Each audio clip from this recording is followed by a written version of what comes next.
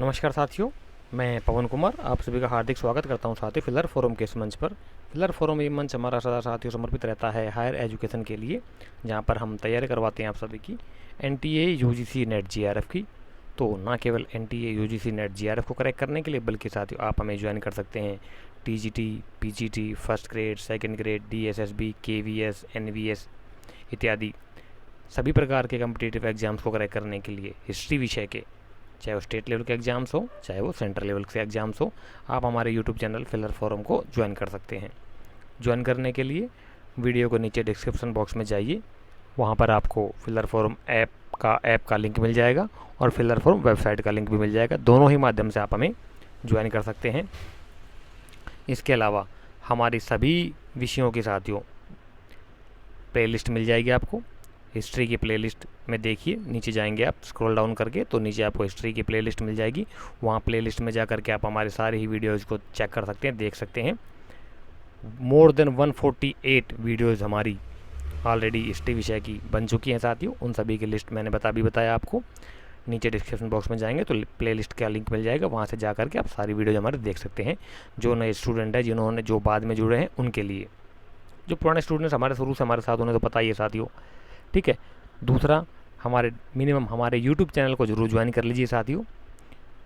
ओ sorry, Telegram channel को join करने के लिए भी डिस्क्रिप्शन बॉक्स में लिंक है उसका, वहाँ से आप ज्वाइन हो सकते हैं। क्योंकि देखिए, कुछ चीज़ें जो ऐसी होती हैं जो कि हम वीडियो के माध्यम से क्लियर नहीं कर पाते हैं, कुछ पॉइंट्स जो बच जाते हैं वो मैं टेलीग्राम पे पोस्ट कर देता हूँ, पीडीएफ के रूप में, पोल क्वेश्चंस के रूप में, आपके नोट्स के रूप में, या जो भी हमें मिलता है स्टडी मटेरियल आपके एग्जाम के पॉइंट ऑफ व्यू से जो इंपॉर्टेंट होती चीज़ें वो हम टेलीग्राम पे डाल देते हैं, वहाँ से आप जा करके देख सकते हैं। क्लियर। तो मध्यकाल हमारा चल रहा है साथियों। मध्यकाल में हम chapter by chapter, one by one करके चैप्टर्स को क्लियर करते जा रहे हैं। एमसीक्यू आपका फास्ट डिवीजन हो रहा है with MCQ with complete explanation के थ्रू। तो मुगल काल हमारा चल रहा है। मुगल काल के अंदर एक लेक्चर हमारा कंप्लीट हो चुका है। सेकंड लेक्चर मुगल काल का चल रहा है हमारा आज का जो है। तो इसमें सेकंड लेक्चर का फर्स्ट क्वेश्चन आज जो है वो कहता है साथियों कि मुगल काल में मुकद्दम किस स्तर पर अधिकारी था। बताइए साथियों, कौन से लेवल का अधिकारी था जो मुकद्दम था। जो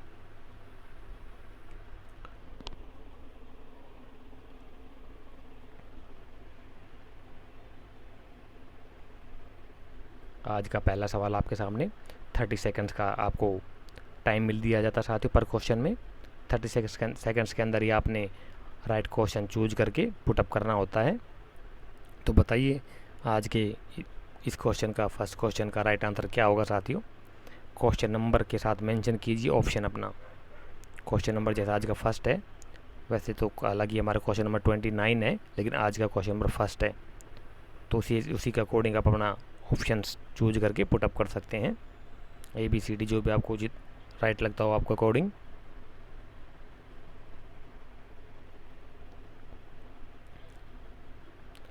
तो साथियों क्वेश्चन नंबर आज का फर्स्ट 29 का जो राइट आंसर होगा वो होगा आपका ऑप्शन नंबर डी। ये ग्राम सदर का अधिकारी था मुकद्दम। देखिए साथियों, मुगल काल में 3 अधिकारी थे प्रमुख ग्राम स्तर के। एक तो आपका चौधरी, दूसरा सॉरी मुकद्दम, एक इसके अलावा दूसरा था आपका चौधरी, एक मुकद्दम, दूसरा चौधरी, और तीसरा अधिकारी था आपका खुद, सॉरी। तो ये 3 अधिकारी थे, खुद, मुकद्दम और चौधरी। ये 3 ग्रामीण स्तर के मुगल काल में अधिकारी थे जो कि रेवेन्यू ग्राम स्तर के अधिकारी थे, जो कि ग्राम को मैनेज करते थे। कोई टैक्स रेवेन्यू को मैनेज करता था, कोई किसी और चीज़ को, कोई किसी और चीज़ को। डिटेल आप अपना देख लेना। तीनों चीज़ें मैंने आपकी क्लियर करवा दी हैं। ठीक है। नेक्स्ट क्वेश्चन, क्वेश्चन नंबर 30 क्या कहता है साथियों। आज का क्वेश्चन नंबर सेकंड, वैसे तो ओवरऑल 30, कि निम्नलिखित मुगल अधिकारियों में से कौन बंदरगाह का अधीक्षक था। बताइए साथियों, बंदरगाह का अधीक्षक कौन था।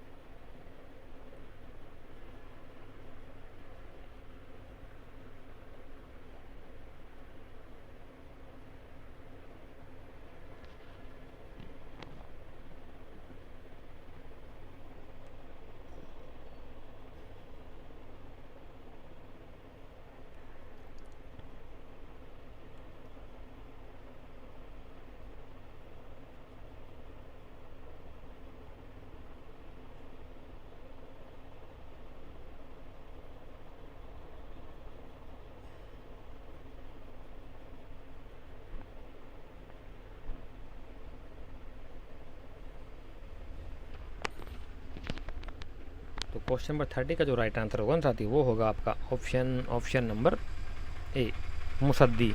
कहीं पर आपको मुसद्दी मिलेगा साथी, तो कहीं पर आपको मिलेगा मुतसद्दी। एक ही बात है दोनों चीज़ें, ठीक है, क्लियर। नेक्स्ट क्वेश्चन पे चलते हैं आपके।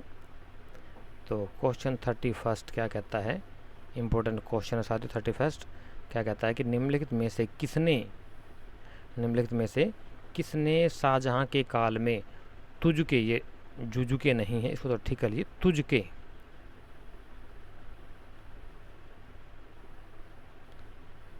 या तुझके बाबरी का अनुवाद तुर्की से फारसी भाषा में किया था। तो कौन सा राइटर था, कौन सा स्कॉलर था, कौन सा वो विद्वान था साथियों जिसने शाहजहां के काल की पूछिए, ध्यान दीजिए साथियों, शाहजहां के काल में तुझके बाबरी का अनुवाद तुर्की भाषा से फारसी भाषा में ट्रांसलेशन किया था।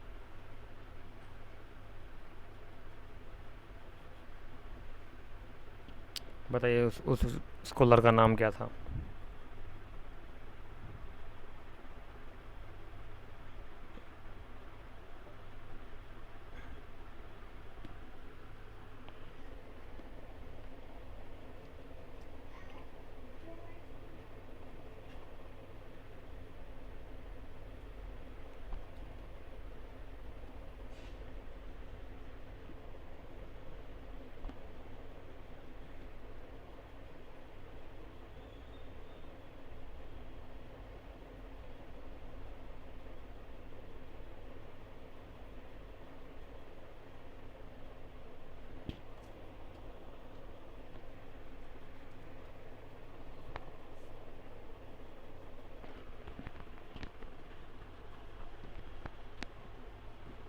तो क्वेश्चन नंबर 31 का जो राइट आंसर होगा साथी, वो होगा आपका ऑप्शन नंबर डी, अबू तालिब तुर्बती या तुर्तबी। कहीं आपको तुर्बती मिलेगा, कहीं आपको तुर्तबी मिलेगा, ठीक है, तो एक ही बात है, कन्फ्यूज मत होइए। शाहजहां का काल की बात हो रही है साथियों। तो ज़रा बताइए आज के लिए आपका एक और सवाल, तुझके बाबरी का सबसे पहले अनुवाद किसने किया था।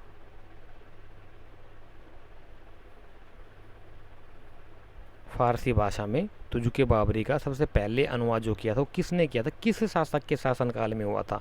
एक दूसरा, तुझके बाबरी का इंग्लिश में अनुवाद किसने किया था। दो सवाल आपके लिए एक ही ऐसे टॉपिक से बन रहे हैं।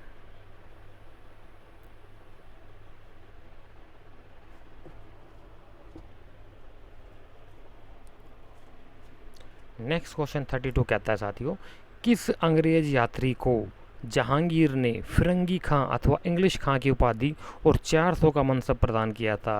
ये साथियों इजी क्वेश्चन है, नेट का आया हुआ क्वेश्चन है। बताइए जरा कौन सा वो फॉरेन ट्रेवलर्स था।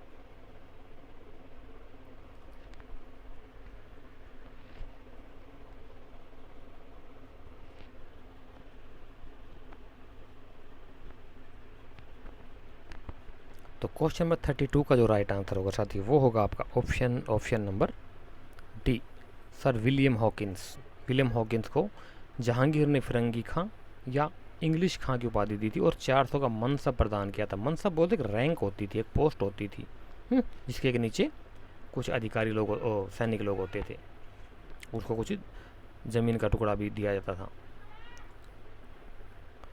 तो क्वेश्चन नंबर 33 क्या कहता है, किस मुगल बादशाह ने सिजदा नामक फारसी रिवाज को समाप्त किया था। दो क्वेश्चन बनेंगे साथियों, अब किसने शुरू किया था और किसने समाप्त किया था।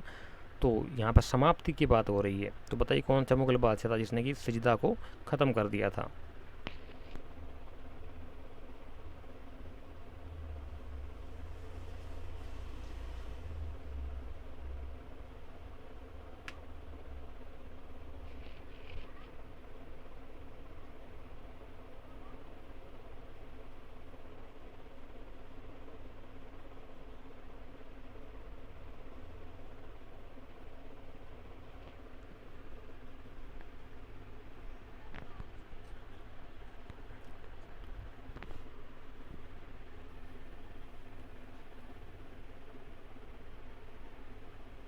तो क्वेश्चन नंबर 33 का जो राइट आंसर होगा साथी वो होगा आपका option number D, Shah Jahan. Shah Jahan ने सजदा नामक फारसी जो रिवाज था उसको समाप्त कर दिया था। तो ज़रा बताइए साथियों, सजदा और पायबोस किसने शुरू किया था, कौन सा शासक था जिसने कि अपने दरबार में सजदा और पैबोस या पायबोस की शुरुआत की थी। एक और क्वेश्चन आपके लिए होमवर्क के लिए। क्वेश्चन नंबर 34 कहता है, औरंगजेब का साम्राज्य कितने सूबों में विभक्त था। हालांकि ये इसमें थोड़ा सा कंट्रोवर्शियल है। हाँ नहीं ठीक है ठीक है ठीक है ठीक है। औरंगजेब का साम्राज्य बताइए साथियों कितने सूबों में विभक्त था, कितने सूबों में उसने बांटा हुआ था उसका साम्राज्य औरंगजेब का। लास्ट वीडियो में हम इसके ऊपर डिस्कशन ऑलरेडी कर चुके हैं। देखते हैं ज़रा कितने स्टूडेंट्स को अभी याद है या कितने स्टूडेंट जो है सही आंसर दे पाते हैं इस क्वेश्चन का।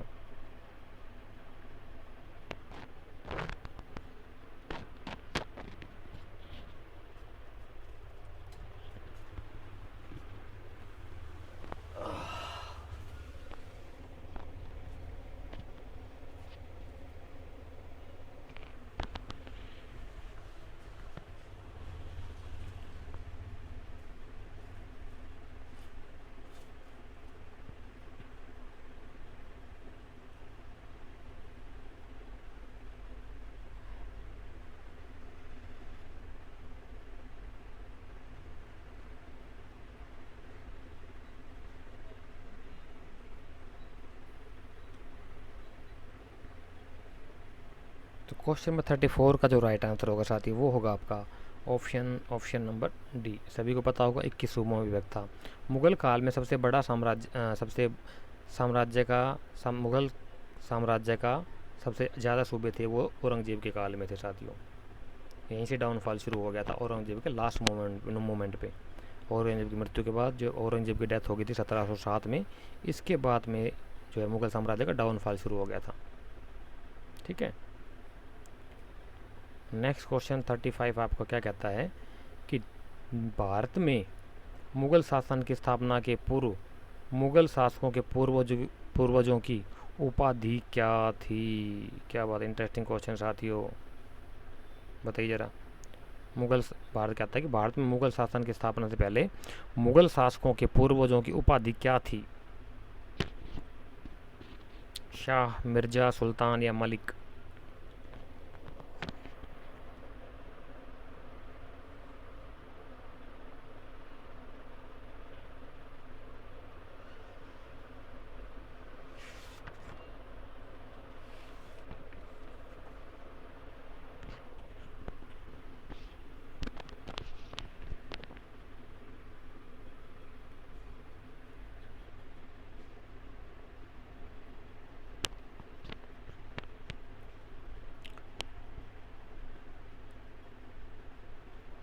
क्वेश्चन नंबर 35 का जो राइट आंसर होगा साथियों आपको वो होगा ऑप्शन नंबर बी, मिर्जा थी। तो ज़रा बताइए साथियों, मुगल शासकों के पूर्वज जो था यानी कि बाबर, बाबर था ना पहला मुगल शासक, तो बाबर का जो पिता था उसका नाम क्या था जिसकी उपाधि मिर्जा थी ना मिर्जा। तो कौन सा मिर्जा था, उसका नाम क्या था बताइए। क्वेश्चन नंबर 36 क्या कहता है, निम्नलिखित चित्रकारों में से किसने जहांगीर के आदेश पर अपना उत्कृष्ट चित्र तैयार किया था। कौन सा वो चित्रकार था जिसने कि जहांगीर के आदेश पर अपना बहुत अच्छा उत्कृष्ट चित्र तैयार किया था, बहुत बेहतरीन चित्र बनाया था।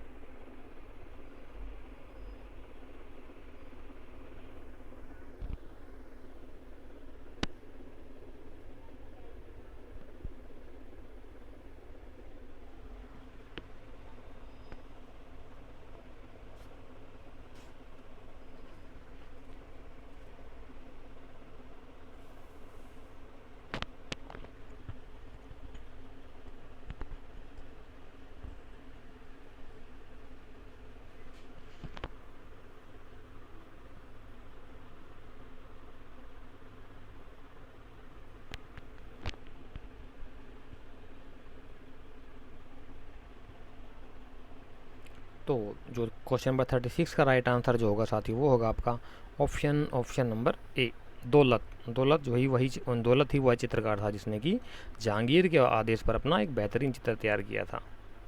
क्लियर। नेक्स्ट क्वेश्चन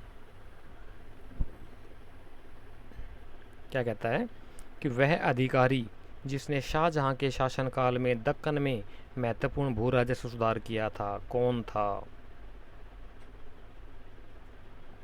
शाहजहां के शासनकाल की बात हो रही साथी, दक्कन के अंदर जिसने कि महत्वपूर्ण भूमि सुधार किए थे, वो कौन था? वो कौन सा अधिकारी था? क्या नाम था उस अधिकारी का? सिंपल क्वेश्चन है यार, बता सकते हो आराम से।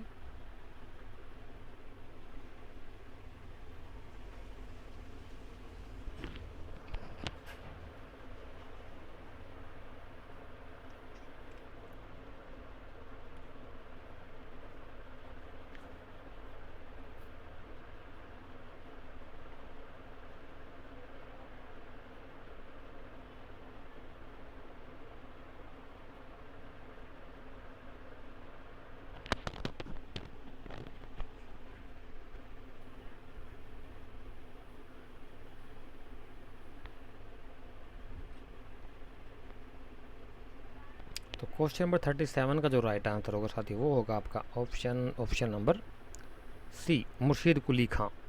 इसने मुर्शीद कुली खां जो था, इसने साथी शाहजहां के शासनकाल में दक्कन के अंदर भूमि की पैमाइश करवाई थी और नए सिरे से उनका राजस्व लागू किया था, यानी कि भू राजस्व सुधार किए थे। क्लियर। आगे चलते हैं। कहता है क्वेश्चन 38, शिवाजी के अंतर्गत सुमंत संबंधित था, किस विभाग से संबंध रखता था सुमंत? विदेश, सैन्य, धार्मिक, राजस्व।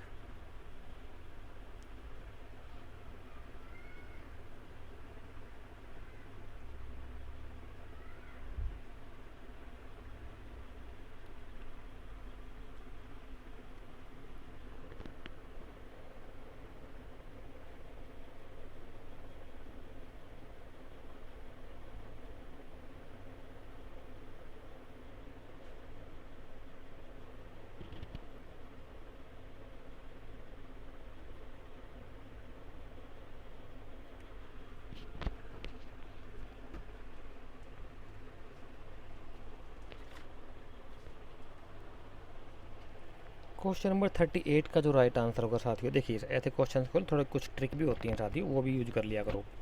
एक देश होता है, एक राज्य होता है, मान लीजिए, ओहो,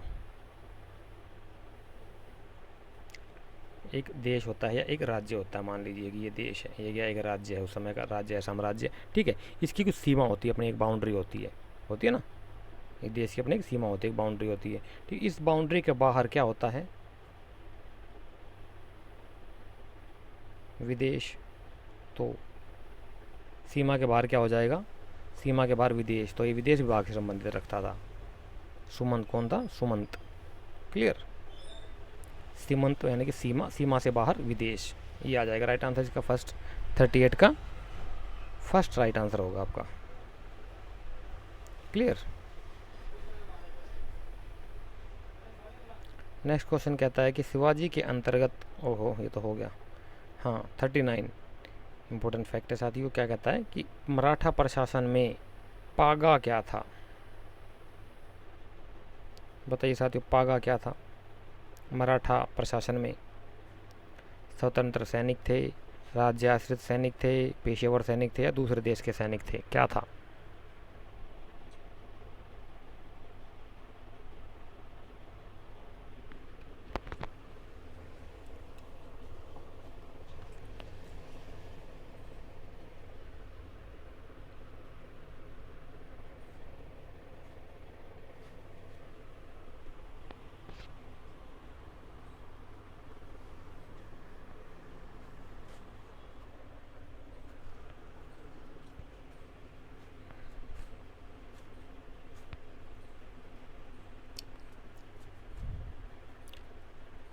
तो क्वेश्चन नंबर 39 जो है साथी, उसका जो राइट आंसर होगा आपका वो होगा ऑप्शन नंबर बी, राज्य आश्रित सैनिक थे वो, ठीक है। पागा जो थे राज्य आश्रित सैनिक थे।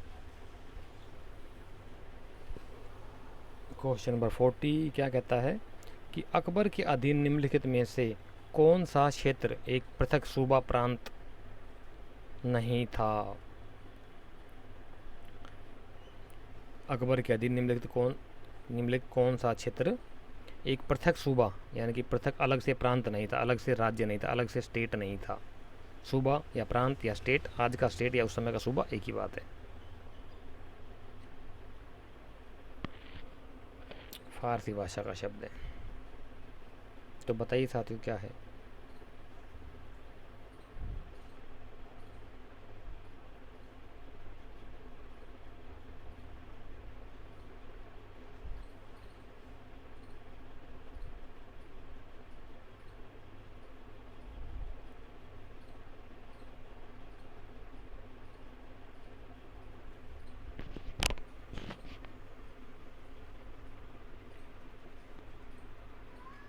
क्वेश्चन नंबर 40 का जो राइट आंसर होगा साथियों आपका वो होगा option number A, Orissa. Orissa को अकबर ने बाद में अलग किया था, अलग राज्य बनाया था, उस समय तक नहीं था।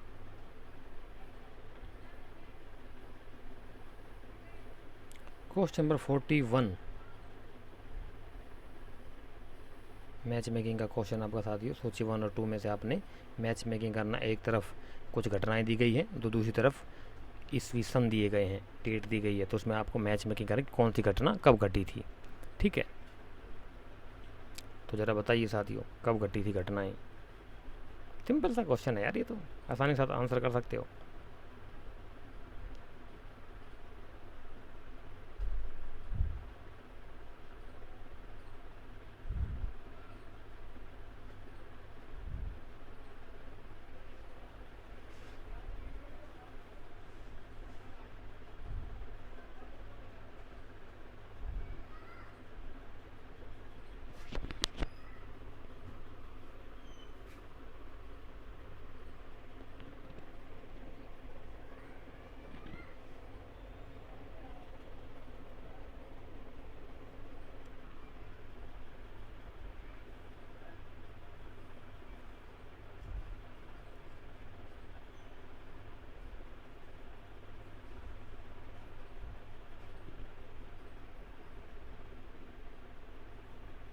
तो क्वेश्चन नंबर 41 का जो राइट आंसर होगा साथियों वो होगा आपका, देखिए साथियों ऐसे क्वेश्चंस के सॉल्व करने के लिए मैंने बोला ना आपको 1 या 2 पॉइंट आपको 100% श्योर होना चाहिए।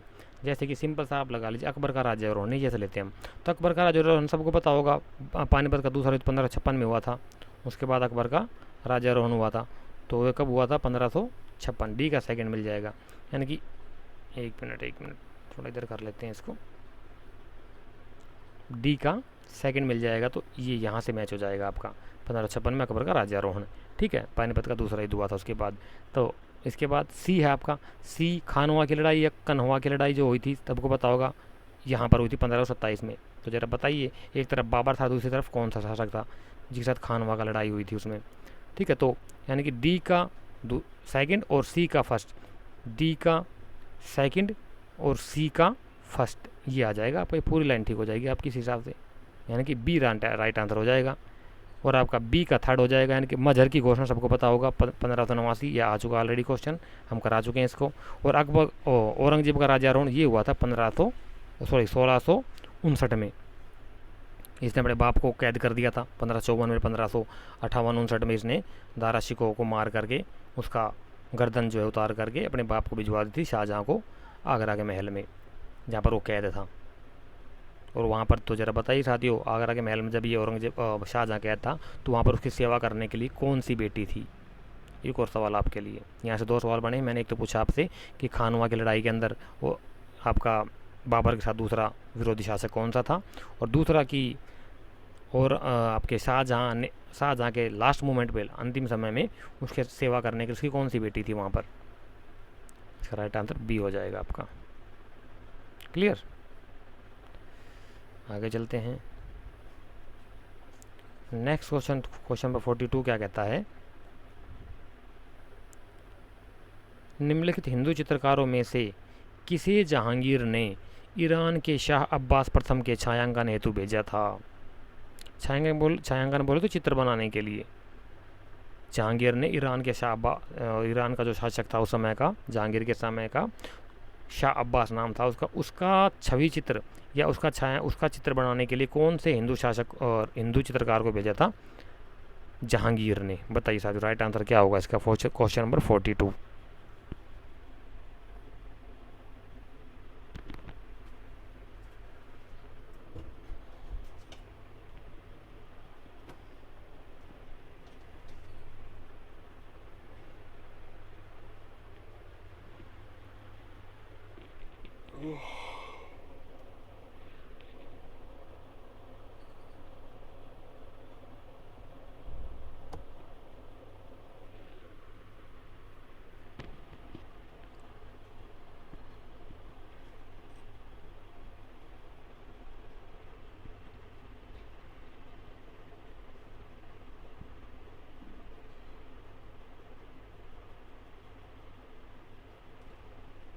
क्वेश्चन नंबर 42 का जो राइट आंसर होगा साथी वो होगा आपका ऑप्शन नंबर बी, बिशनदास। ठीक है, तो ये आपने साथ देखना है शासक, क्या देखना है? शासक, मुगल शासक कौन कौन से और उनके सही दरबार से संबंधित चित्रकार, प्रमुख चित्रकार कौन कौन से, इसको अच्छे से देख लेना। हर बार एक नया क्वेश्चन है जरूर आता है आपका। मुगल शासक कौन कौन थे और उनके समय की चित्रकार प्रमुख कौन कौन से थे, ये देख लेना अच्छे से। मैच मेकिंग में बहुत पूछ जाते हैं आपके। और कौन कौन से चित्रकार कौन कौन सी विधा में निपुण था। क्वेश्चन 43 कहता है कि निम्न में से कौन सा युग्म सही नहीं है, पूछा साथियों। कि कौन सा युग्म सही नहीं है, यानी कि कौन सा विदेशी यात्री कौन से मुगल शासन के समय पर नहीं आया था, ये पूछा। जरा बताइए साथियों राइट आंसर क्या होगा?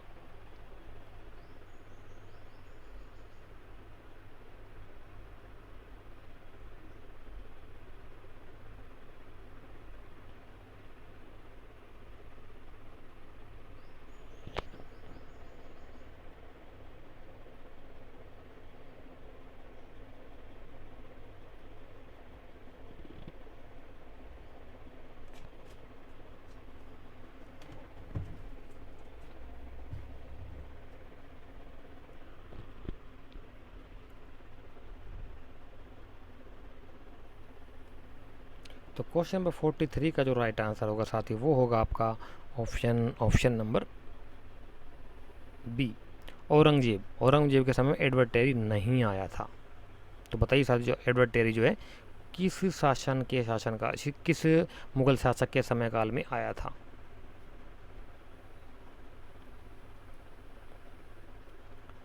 नेक्स्ट क्वेश्चन क्या कहता है? अकबर के शासनकाल में मजहर नामक अध्यादेश की घोषणा किस वर्ष की गई थी? पहले भी आ चुका था तो दोबारा आ गया है, अभी बताया था आपको मैच मेकिंग में। सिंपल क्वेश्चन है, बताइए। छोड़ो इस क्वेश्चन को, ऑलरेडी आ चुका है यार, क्यों टाइम खराब करें इसके पीछे। बताइए फटाफट राइट आंसर इसका।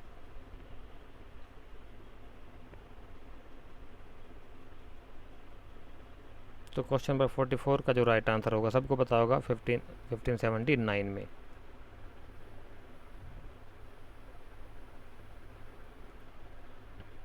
रजमनामा जिसका संकलन अनेक फारसी विद्वानों ने किया, अनुवाद है, किसका अनुवाद है साथियों? हालांकि मैं इसका बता चुका हूँ एक बार आपको एक्सप्लेनेशन के माध्यम से, लेकिन क्वेश्चन आया तो ज़रा बताइए साथियों राइट आंसर क्या होगा इसका? क्वेश्चन नंबर 45 का।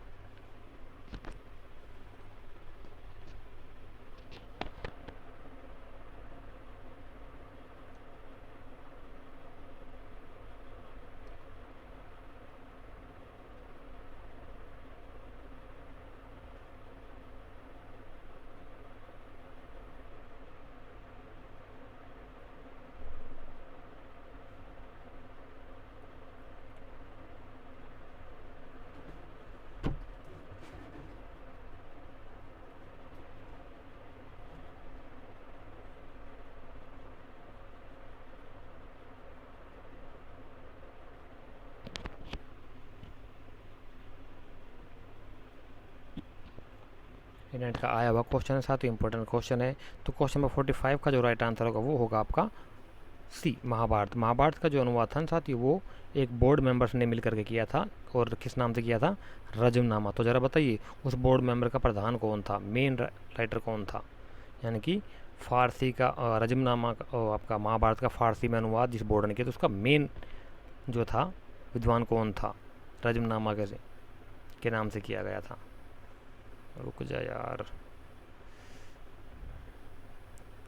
क्वेश्चन नंबर 46 कहता है कि मुगल शासन में काजी उल कुजात या काजी उल कुजात में मिलेगा, एक ही बात है।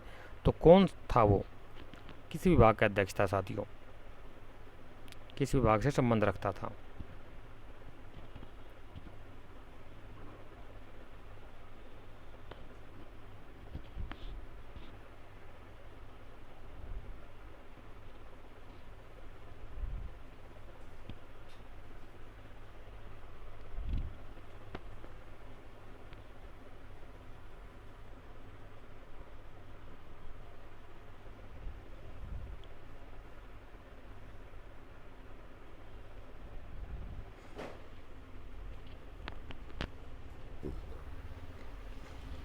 तो क्वेश्चन नंबर 46 का जो राइट आंसर होगा साथी वो होगा आपका ऑप्शन नंबर सी, साम्राज्य का मुख्य न्यायाधीश। देखिए क्या होता है साथियों, साम्राज्य मुगल साम्राज्य था, साम्राज्य के अंदर अलग अलग राज्य थे, ठीक है। इस प्रकार से हर राज्य के अंदर एक एक काजी नियुक्त किया गया था।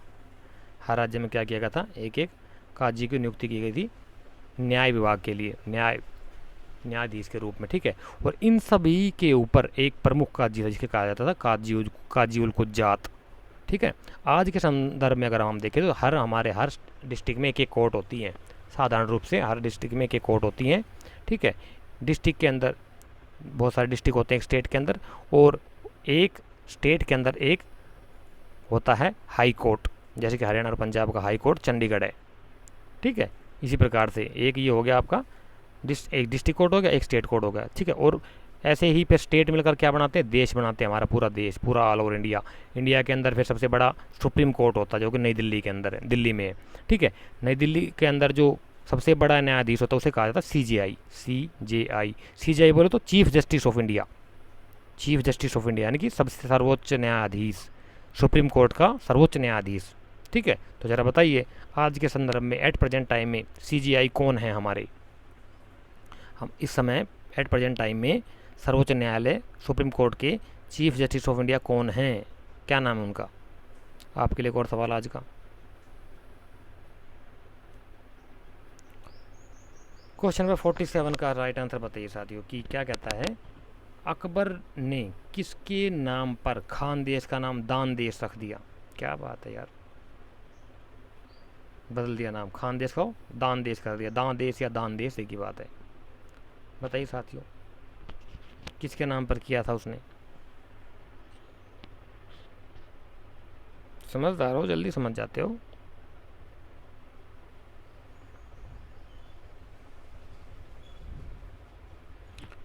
ये तो जीके में अगर पूछ ले ना, जीके के अंदर इस क्वेश्चन पूछ लिया जाए आपको सिंपल 10+2 में कि कोई कम्पिटेटिव एग्जाम उसमें पूछ लिया जाए ना, तो वहाँ पे भी आप आराम से इसका क्वेश्चन का आंसर कर सकते हो।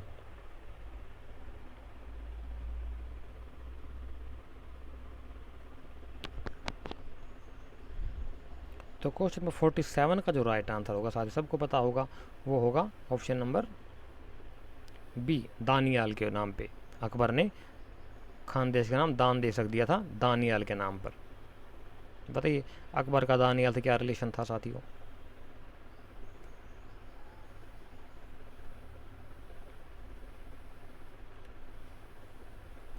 क्वेश्चन नंबर 48,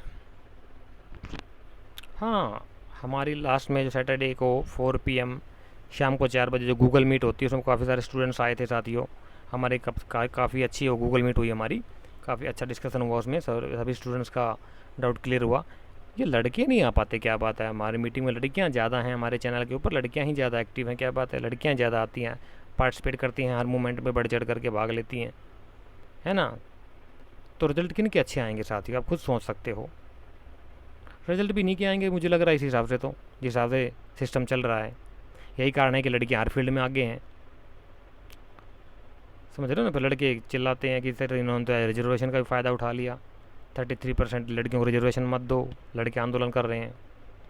लड़कियाँ मेहनत ज़्यादा करती हैं यार, सीधी सी बात है, आप लोग कर लो, आप लोगों को ध्यान पता नहीं कहाँ रहता है, लड़कों का ध्यान कम रहता है लड़कियों की बजाय। लड़कियां ज़्यादा बढ़ चढ़ कर हिस्सा लेती हैं, पार्टिसिपेट करती हैं हर मोमेंट में, कोई भी एक्टिविटी हो। आप अंदाज़ा लगा लीजिए इसी चीज़ से ही। हमारे चैनल पर लड़कियां ज़्यादा एक्टिव हैं लड़कों के बजाय।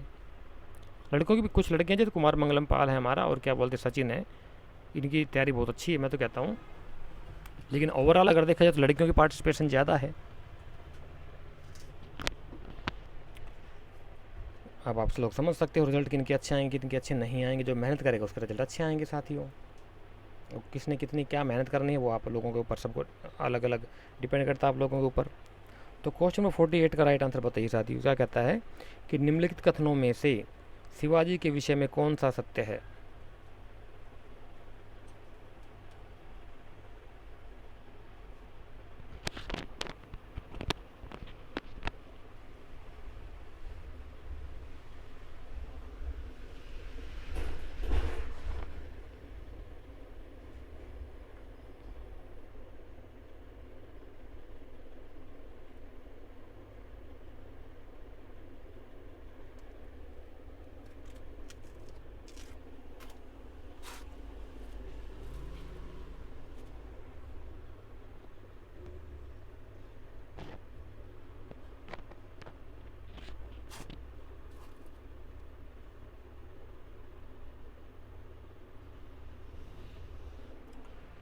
तो क्वेश्चन नंबर 48 का जो राइट आंसर क्या होगा साथियों,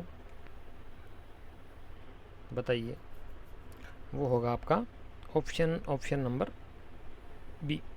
छोटे वतनदार शिवाजी के आंदोलन की प्रमुख शक्ति थे। शिवाजी का जो आंदोलन था ना, हिंदवी साम्राज्य स्थापित करने का, उनका जो प्रमुख शक्ति जो थे उस आंदोलन की, वो छोटे वतनदार थे। ठीक है। ये कहता है कि शिवाजी का आंदोलन को सभी मराठा वतनदारों का समर्थन प्राप्त था। बिल्कुल गलत नहीं था, कुछ नाराज भी थे इससे, सभी होते हैं आज भी। मान लीजिए कि साम्राज्य के प्रमुख हैं हमारे मोदी जी, उनकी नीतियों सभी लोग समर्थन थोड़ी करते हैं। आगे सी कहता है कि शिवाजी ने वतनदारी प्रथा का उन्मूलन किया। नहीं, बिल्कुल नहीं किया उन्होंने। वतनदारी तो उसके समर्थक थे बहुत सारे, छोटे खास तौर से। शिवाजी ने बड़े मराठा वतनदारों से युद्ध नहीं किया। नहीं, बिल्कुल किया था। तो इसका बी आर राइट आपका आंसर होगा। क्लियर। 49, क्वेश्चन नंबर 49 कहता है कि शिवाजी के प्रशासन में भू राजस्व की दर कितनी थी। ये इंपॉर्टेंट फैक्ट है साथियों।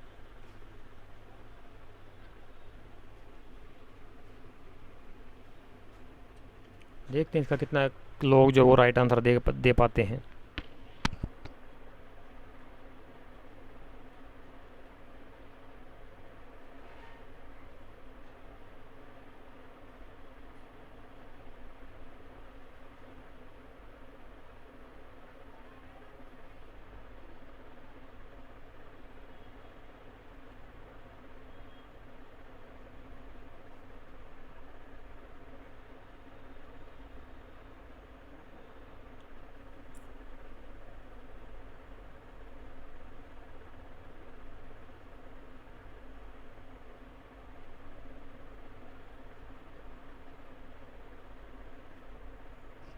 तो क्वेश्चन नंबर 45 का जो राइट आंसर होगा साथी, वो होगा आपका ऑप्शन नंबर बी। उपज का 1/2 भाग, यानी कि 50% राजस्व वसूल किया जाता था शिवाजी के प्रशासन में।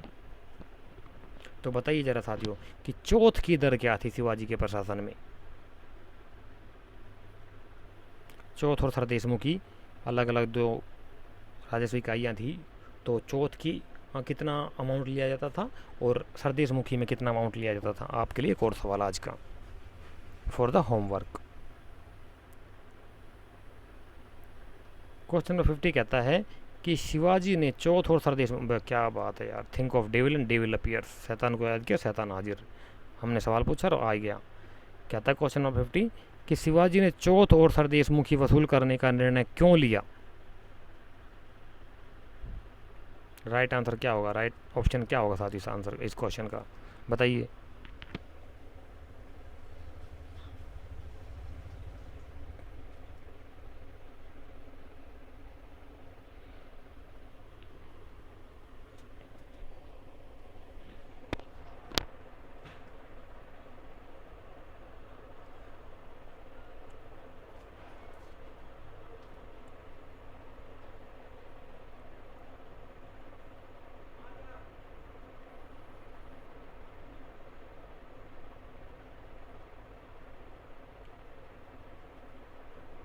इसका जो राइट आंसर होगा साथी वो होगा आपका ऑप्शन नंबर ए। आय का साधन बढ़ाने के लिए उन्होंने चौथ और सरदेशमुखी वसूल करने का निर्णय लिया था, अपनी इनकम का सोर्स ऑफ इनकम बढ़ाने के लिए। ठीक है, और चौथ का जो अमाउंट था ना साथियों, नाम से पता चल रहा होगा आपको, चौथा हिस्सा था 25%, यानी कि 1/4 भाग, और सरदेशमुखी का हिस्सा ये 10% होता था। ठीक है, चौथा हिस्सा राजस्व के रूप में लेता था, और सरदेशमुख इसलिए ले आता था कि मराठा साम्राज्य के अंतर्गत आने वाले क्षेत्रों का मुखिया होने के नाते, शिवाजी अपने क्षेत्र के मुखिया होने के नाते वसूलते थे, और सिक्योरिटी के नाम पर हम आपको सिक्योरिटी देंगे, कोई बाहर का हमलावर आपके ऊपर हमला नहीं कर सकता, इसलिए चौथ और सरदेशमुखी वसूले जाते थे। क्लियर। क्वेश्चन नंबर 51 क्या कहता है कि निम्नलिखित में से किसने अपनी रचना पर मुख्यतः शेर शाह सूरी पर केंद्रित की। कौन सा राइटर था, कौन सा लेखक था जिसने कि शेर शाह को केंद्र मान करके अपनी राइटिंग की रचना की थी, बताइए साथियों।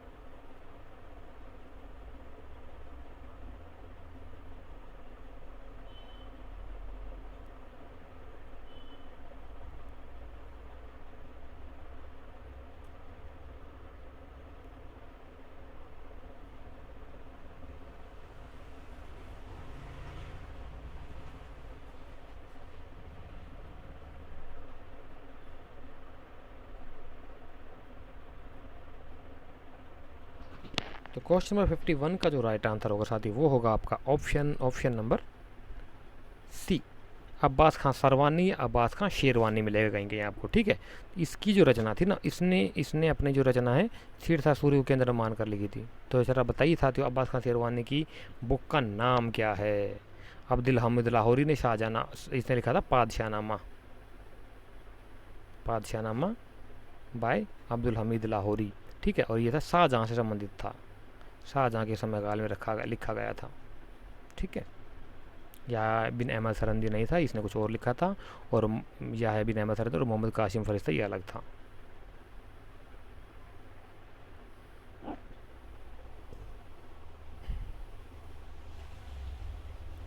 हाँ, बहुत इंपॉर्टेंट क्वेश्चन है साथियों। क्या कहता है, नेट का आया हुआ क्वेश्चन है, जहाँ तक मेरा अनुमान है क्या कि निम्नलिखित में से कौन मखफी उपनाम से रचनाएं करती थी। कौन सी वो लड़की थी, कौन सी वो क्या बोलते हैं शाही महिला थी, जो कि मुगलकालीन शाही महिला थी, जो कि मखफी के नाम से मखफी उपनाम से रचनाएं लिखती थी। सिंपल क्वेश्चन है यार, बता सकते हो आराम से, पढ़ा होगा तो आपने।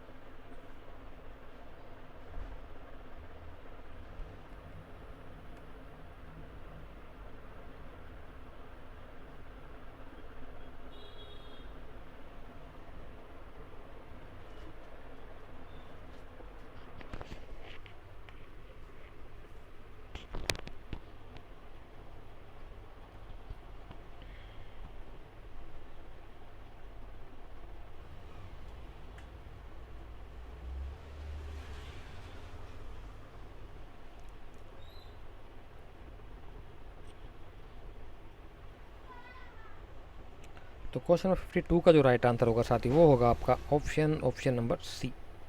गुलबदन बेगम ने आपका लिखा था क्या, हुमायूं नामा, जो हुमायूं की बहन थी ये, हुमायूं नामा। ठीक है, नूर जहाँ ये जहांगीर की पत्नी थी, और ये दोनों जो थी रोशन आरा और जहाँ आरा, ये शाहजहाँ की बेटियाँ थी। इसमें से शाहजहाँ की जो ये बेटी थी जहाँ आरा, ये लिखती थी मखफी के नाम से उपरचनाएँ लिखती थी ये। ठीक है, मखफी नाम से रचना लिखती थी। क्लियर। आगे चलते हैं। क्वेश्चन नंबर 53 क्या कहता है?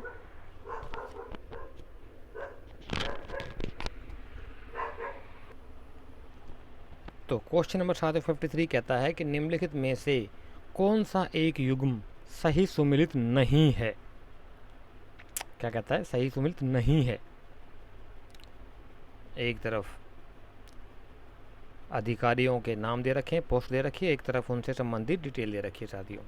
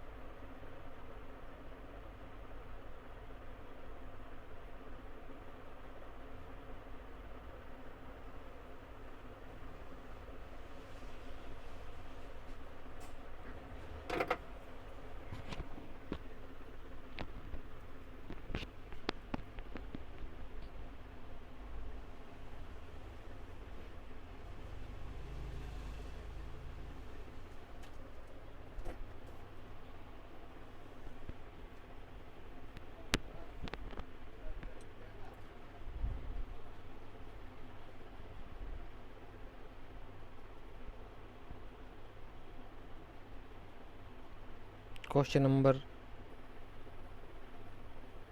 53 का राइट आंसर क्या होगा? वो होगा साथियों ऑप्शन नंबर सी, मुकद्दम। अभी बताया ना आपने, ऊपर आया था, चौधरी खुतर मुकद्दम में 3 ग्रामीण से संबंधित अधिकारी होते थे, गांव से संबंधित अधिकारी होते थे मुगल काल में, ठीक है। ये सेना नायक नहीं होते थे, इसलिए ऑप्शन नंबर आपका सी राइट आंसर हो जाएगा इसमें। क्वेश्चन नंबर 54 क्या कहता है कि निम्नलिखित में से किसने अबुल फजल की हत्या करवाई? क्या बात है।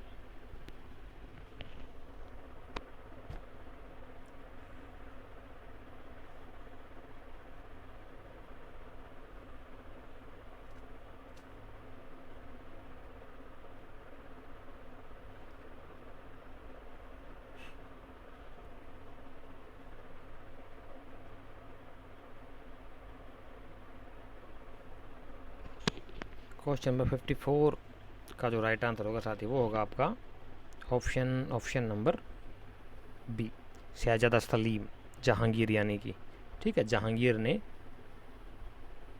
अबुल फजल की हत्या करवा दी थी, किसके द्वारा? वीर सिंह बुंदेला या बीर सिंह बुंदेला, एक ही बात है, ठीक है। किसने की हत्या इसकी? अबुल फजल की बीर सिंह बुंदेला ने, बुंदेला, इसने इसकी हत्या कर दी थी शहजादा सलीम के कहने पर, या शहजादा सलीम जहांगीर के कहने पर अबुल फजल की हत्या कर दी थी, मर्डर कर दिया था वीर सिंह या बीर सिंह बुंदेला ने, ठीक है। 55 का क्वेश्चन कहता है कि निम्नलिखित में से कौन सी स्थापत्य संबंधी विशेषता दिल्ली स्थित हुमायूं के मकबरे में नहीं है? यानी कि 4 ऑप्शन दे रखा, चारों में से हुमायूं के मकबरे में क्या चीज़ नहीं है?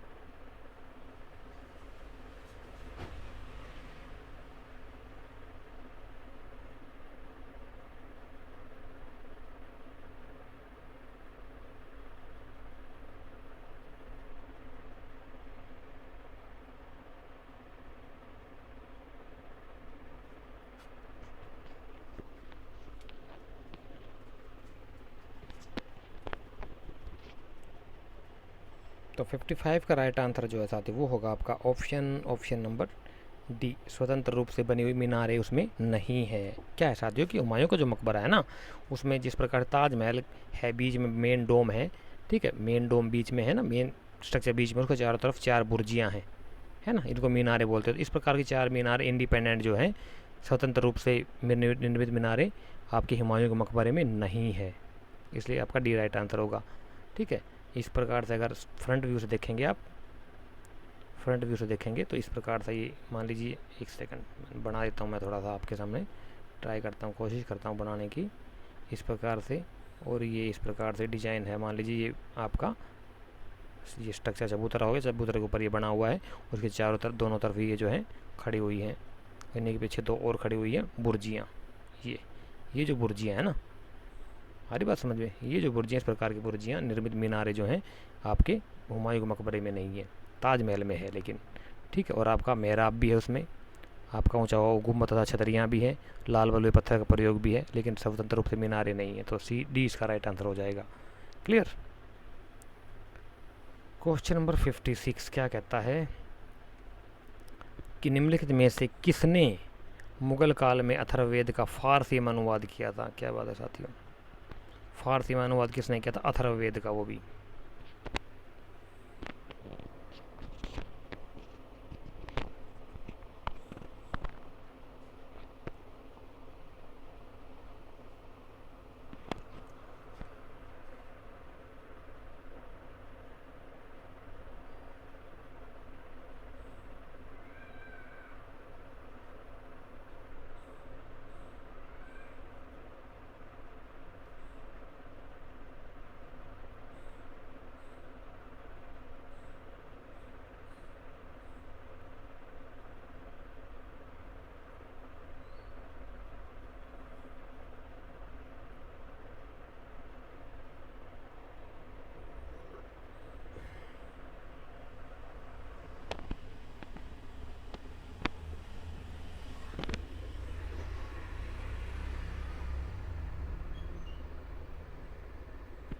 तो क्वेश्चन नंबर 56 का जो राइट आंसर होगा साथी, वो होगा आपका ऑप्शन नंबर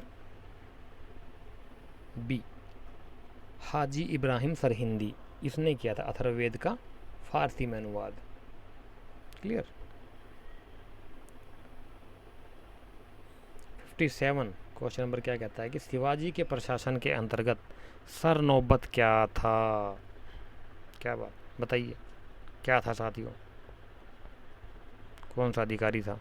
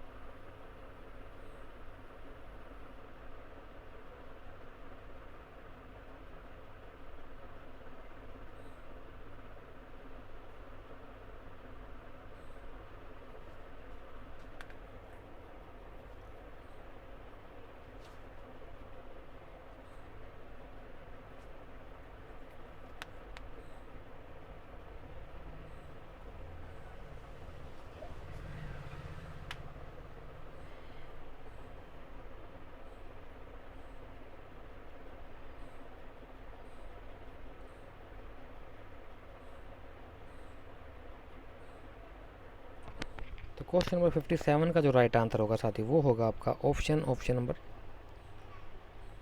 सी, पैदल सेना का अधिकारी। देखिए साथियों, ये नाम से ही पता लग रहा है, सिर पे नौबत आती है तो क्या होता है। इसका थोड़ा सा ट्रिक बना लीजिए, क्या कि सिर पे नौबत आ जाना, यानी कि मजबूरी आ जाना, इमरजेंसी आ जाना, कोई परेशानी आ जाना, तो राज्य में जब परेशानी आती है तो कौन याद आता है? सेना याद आती है। तो सेना का अधिकारी था, पैदल सेना का अधिकारी था, सर ए नौबत नाम का। सर नौबत है, कहीं कहीं मिलेगा आपको सर ए नौबत है, एक ही बात है। क्लियर। क्वेश्चन नंबर 58 का राइट आंसर बताइए जरा आप।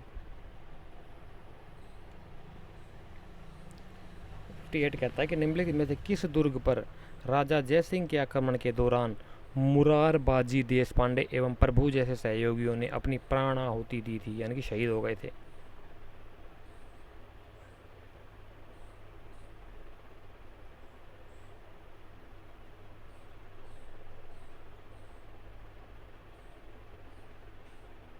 ये जो है ना दोनों साथियों, क्या बोलते हैं आपके, मुरारजी देश पांडे और प्रभु, ये जो है शिवाजी के प्रमुख सेनापतियों में से थे, सहयोगी थे शिवाजी महाराज के। तो राजा जय सिंह ने जब हमला किया था उस दुर्ग पे, तो इन दोनों की डेथ हो गई थी, ये दोनों शहादत को प्राप्त हुए थे, लड़ते हुए मारे गए थे। तो कौन से दुर्ग की बात हो रही है साथियों?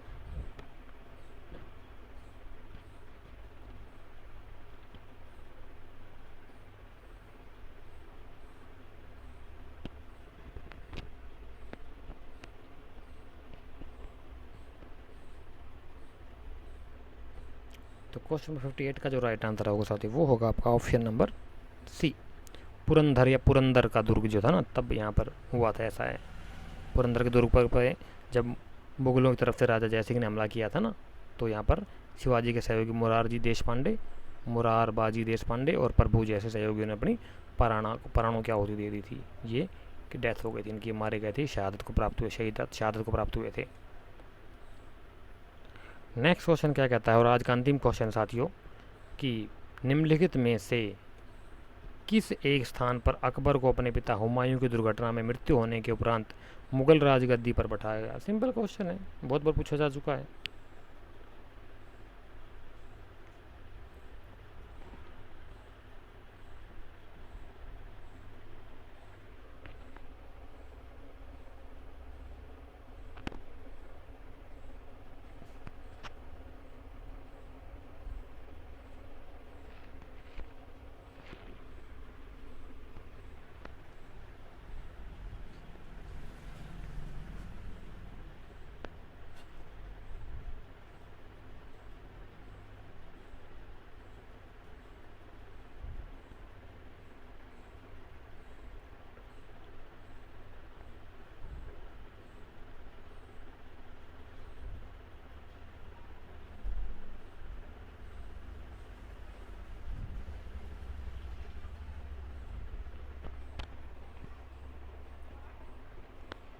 तो क्वेश्चन नंबर 59 और आज का अंतिम क्वेश्चन जो है, इसका जो राइट आंसर है साथियों वो होगा आपका ऑप्शन नंबर,